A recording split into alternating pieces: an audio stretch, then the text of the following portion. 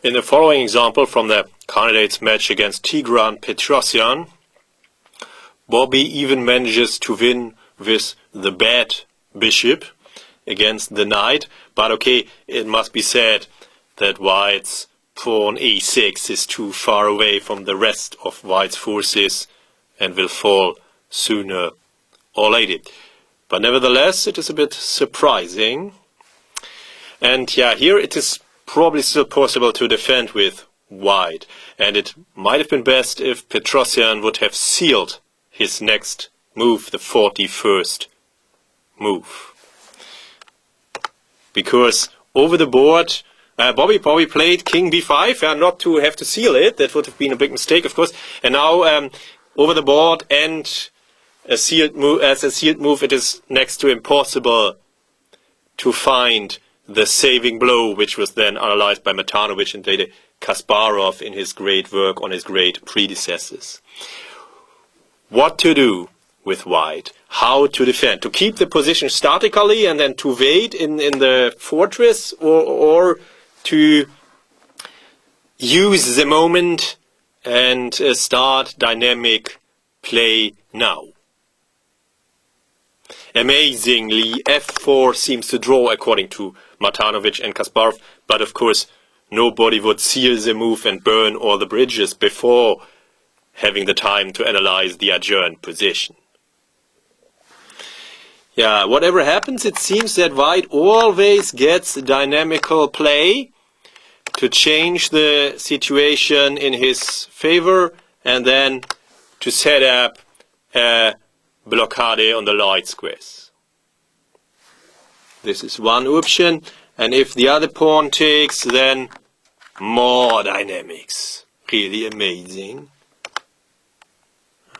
And it seems that whatever happens, white is just in time with his counterplay or with establishing a solid blockading setup. There are many more lines, of course. I've given here some of them, but to me it seems that f4 is sufficient to draw, as black needs too much time on the queen side and white can stabilize the position or get counterplay on the king side. Yeah, Petrosyan sealed knight e2, and now his fate is probably sealed. But okay, it's not 100% clear. Marine also looks at it in his great work learned from the legends. But yeah, I think that it is not possible to defend now, as there is no real fortress-like setup and there's no real 100% watertight concept how to stop black's advances. And black always has some more plans and plans and plans. And I think that black wins in any case, as now white has no time for such moves like f4. And white's knight also is clumsily placed. Yeah, now black's king, Bobby's king can come. Of course, no exchange, that's clear. Then we would leave the Fischer endgame into a minor piece endgame. No exchange, please. And somehow it always continues and continues and continues. Yeah, Marine gives rook a2, but yeah, somehow now black's king can come and there is no real eternal fortress. And then, yeah, I think that black should probably be able to win in the long run after a lot of maneuvering.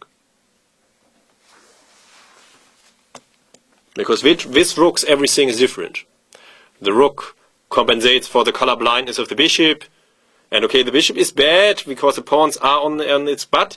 It is not completely dead, of course. It can always help to enter white's position. And it is a very valuable reserve winning potential in all. White cannot just sacrifice a knight because okay, we will see in the game. But okay, this would have been better than Petrosyan, because this only plays into black's hands. Without the rook, the defense is very shaky. Yeah, taking here then bishop b6 and black's rook would invade on the a file with decisive effect. And after rook f7, I guess that Bobby would have just defended the valuable f-pawn. The h-pawn is not so important, but the f-pawn is. And yeah, this would be very bad. Again, the invasion of the rook decides.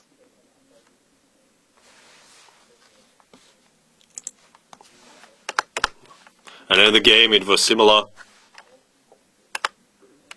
Now black's rook will invade. And this will win.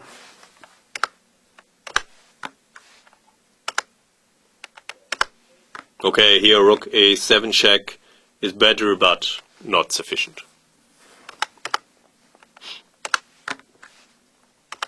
And finally, Bobby's rook comes. Game over. Petrosian now sacrificed the knight, but against black's powerful, fully coordinated army, this has absolutely no chance of succeeding.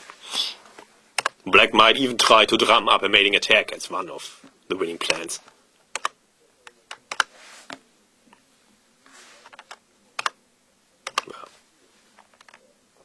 The h-pawn is not dangerous, but black's attack is.